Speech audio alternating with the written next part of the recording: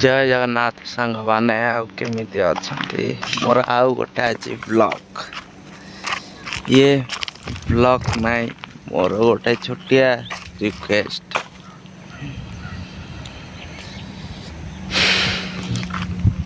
मनीष भावुची मो पाखरे सबू किछि अछि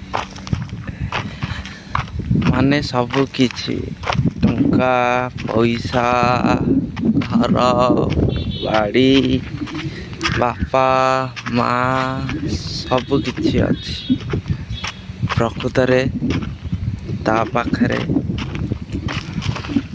किछि नाही। अरे जीए निज शरीर निजर हेई पारिलानी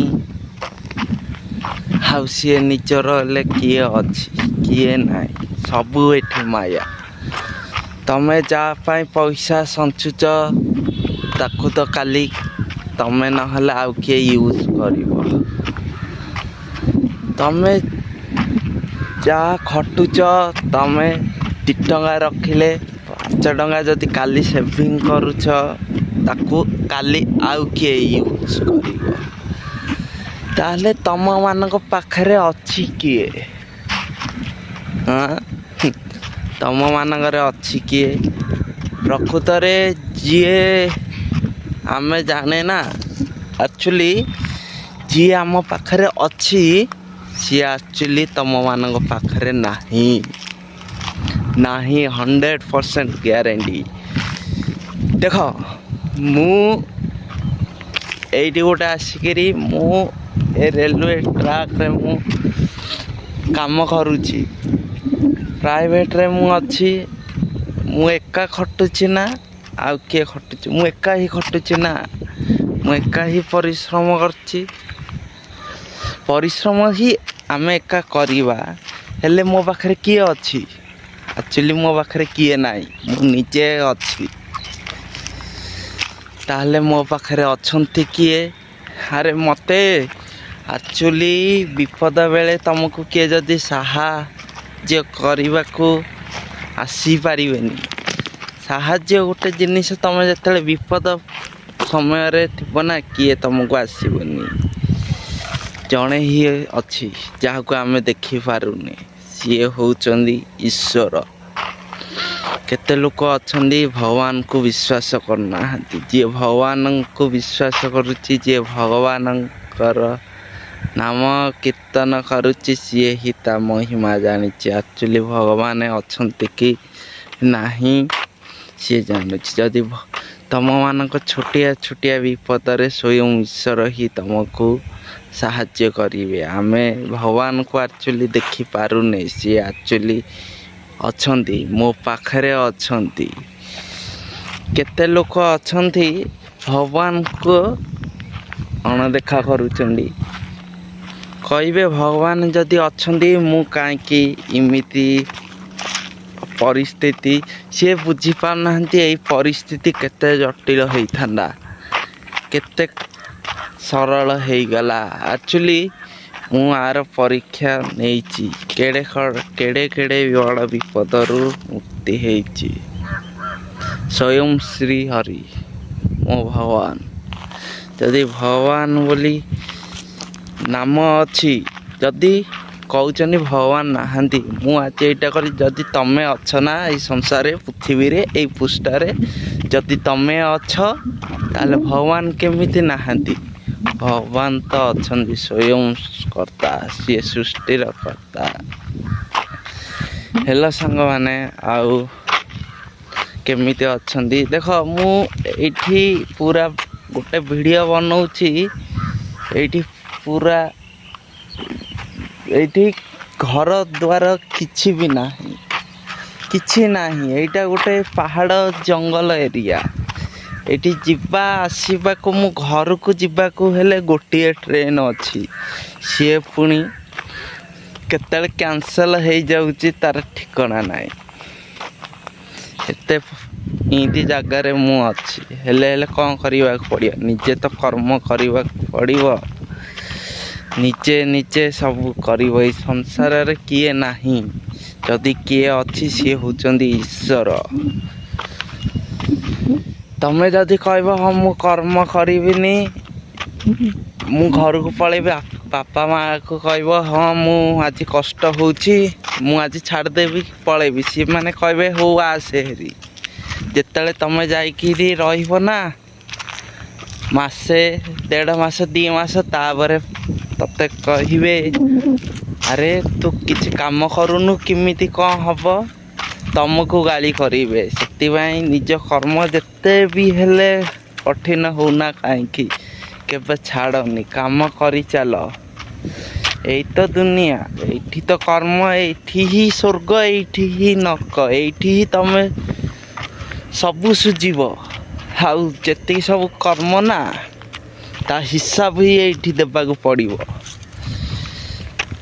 ଏଇଥିପାଇଁ ମୁଁ ଭିଡ଼ିଓ କରୁଛି। କେତେ ମଣିଷ କିଛି ବୁଝୁନାହାନ୍ତି, କାହାକୁ ଅପମାନିତ କରୁଛନ୍ତି। କାହାକୁ କେବେ ଭାଇ ଅପମାନ କରନି, ଇଏ ହେଉଛି ସବୁଠୁ ଖରାପ। ତମେ କାହାକୁ ଗୋଟେ ଅପମାନ କରିଥିବ ନା, କାଲି ତମକୁ ଦିଟା ଅପମାନ ଶୁଣିବାକୁ ପଡ଼ିପାରେ। ସିଏ ହେଇ ଜବ୍ କ୍ଷେତ୍ରରେ, ନହେଲେ ଆଉ କେଉଁ କ୍ଷେତ୍ରରେ। ଆଉ ଗୋଟେ କଥା ତ ବେସିକାଲି ଜବ୍ କ୍ଷେତ୍ରରେ ହିଁ ଶୁଣିବାକୁ ପଡ଼େ, ଆରେ ତୁ ଏଇଟା କାମ କରିପାରିଲୁନୁ, ଏଇଟା କରିପାରିଲୁନୁ, ତୁ ଆମ କମ୍ପାନୀରୁ ବାହାରି ଯା। ବହୁତ କିଛି ଶୁଣିବାକୁ ପଡ଼ିବ। ସବୁଠୁ ରହିଯିବା ମୌନ, ଆଉ ନିଜ ଧର୍ମ ଆଉ ନିଜ କର୍ମରେ ଚାଲ। ତମେ ଯାହା ତମ ଧର୍ମ ତାହା କର। ଏଇଠି ଗୋଟେ ଜାଗା, ଗୋଟେ ସ୍କୁଲଟେ ଅଛି, ସେଇଠି ଏଇ ସ୍କୁଲଟାରେ ପିଲା ପୁରା କମ୍। ଯାହାକି ଏଇଠି ଘର ଦ୍ୱାର କିଛି ନାହିଁ, ଜଙ୍ଗଲ ଏରିଆ ଏଇଠି ପଡ଼ିଛି। ଇଏ ଗୋଟେ ମାଳ ଏରିଆଟେ, ହେଲେ ଏଇଠି ଲୋକମାନଙ୍କ ପାଖରେ ଦୟା ଧର୍ମ ଅଛି। ଆଉ ଲୋକମାନେ ଗାଁ ସହରରେ ଥାଇକି କ'ଣ ପାଠ ପଢ଼ିଦେଲେ କିଏ ଶିକ୍ଷିତ ହେଇଯାଏନି। ଆକ୍ଚୁଆଲି ସାହାଯ୍ୟ କଥା ହେଉଛି ଏମାନଙ୍କଠୁ ଶିଖ। କାହିଁକି ନା ମୁଁ ଏମାନଙ୍କଠୁ ଗୋଟେ ଥର ମୁଁ ସାହାଯ୍ୟ ପାଇଥିଲି। କ'ଣ ଏ ସାହାଯ୍ୟ? ଯେତେବେଳେ ମୁଁ ଯିବା ପାଇଁ କିଛି ନଥିଲାନି, ସେତେବେଳେ ମୋତେ ଗୋଟେ ରାସ୍ତା ଦେଖେଇଥିଲେ। ମୋର ଏଇଠୁ ଯିବା ପାଇଁ ଟ୍ରେନ୍ ବି ହେଲେ ନଥିଲାନି, ହେଲେ କାହାକୁ ଲିଫ୍ଟ ମାଗିବାକୁ ପଡ଼ିବ। ହେଲେ ମୁଁ ଜଣଙ୍କ ପାଖକୁ ଯାଇଥିଲି, ସିଏ କହିଲା ଯେ ମୋର ଯିବାକୁ ଲେଟ୍ ହେଇଯିବ।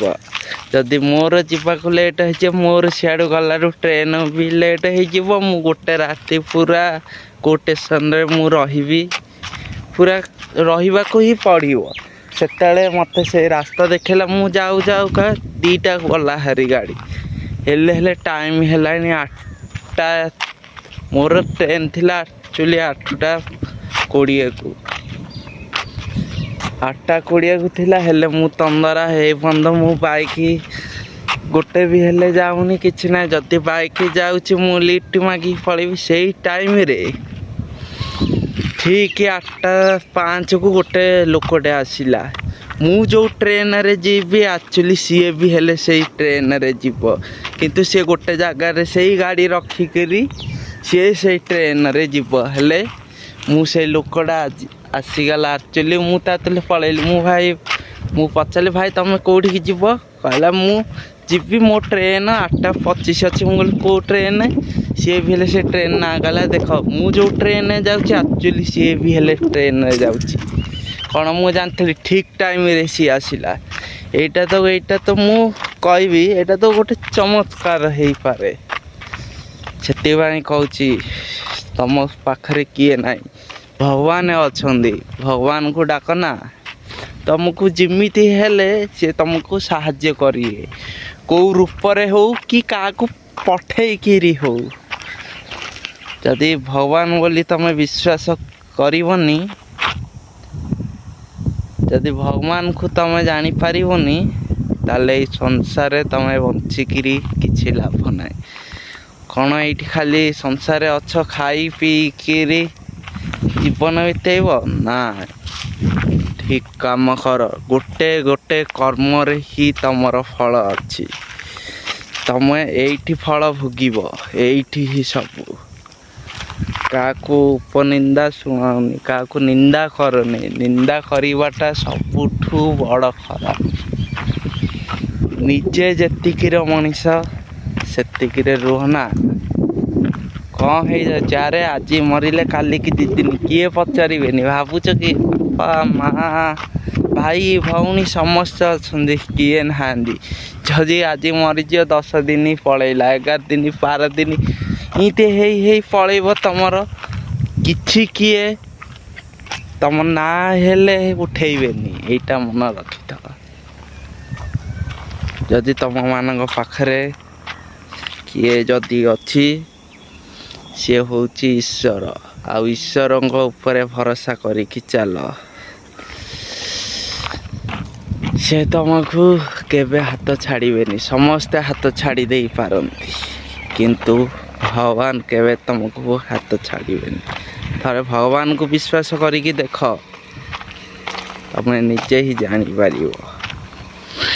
ଜୟ ଜଗନ୍ନାଥ ସାଙ୍ଗମାନେ। ଯଦି ଭଲ ଲାଗିଲା ତ ଗୋଟେ ଛୋଟିଆ ସେ ସବସ୍କ୍ରାଇବ୍ ଓ କମେଣ୍ଟ ଆଉ ଜୟ ଜଗନ୍ନାଥ ଲେଖିଦିଅ। ଆଉ କିଛି ଭାଇ ଦରକାର ନାହିଁ। ମୁଁ ଏମିତି ଗୋଟେ ମୋଟିଭେସନାଲରେ ମୋର ଜୀବନରେ ବିତିଥିବା କିଛି ଯାଇଥିବା ଅନୁଭୂତି ହିଁ ମୁଁ କହିବି, ଯାହା ମୁଁ ଥିଲେ ହେଇଛି। ଆଉ ମୁଁ ଆକ୍ଚୁଆଲି ବହୁତ ଭଗବାନଙ୍କୁ ବିଶ୍ୱାସ କରେ। ମୋ ପାଖରେ କିଏ ଥାଉ ନଥାଉ ସେଇଟା ମୋ ପାଖରେ ନାହିଁ। ମୋ ପାଖରେ କେବଳ ଜଣେ ଅଛନ୍ତି, ସିଏ ହେଉଛନ୍ତି ଈଶ୍ୱର ଭଗବାନ। ଜୟ ଜଗନ୍ନାଥ ସାଙ୍ଗମାନେ। ରହିଲି, ନେକ୍ସଟ ବ୍ଲଗ୍ରେ ଆସିବି। ଜୟ ସୀତାରାମ।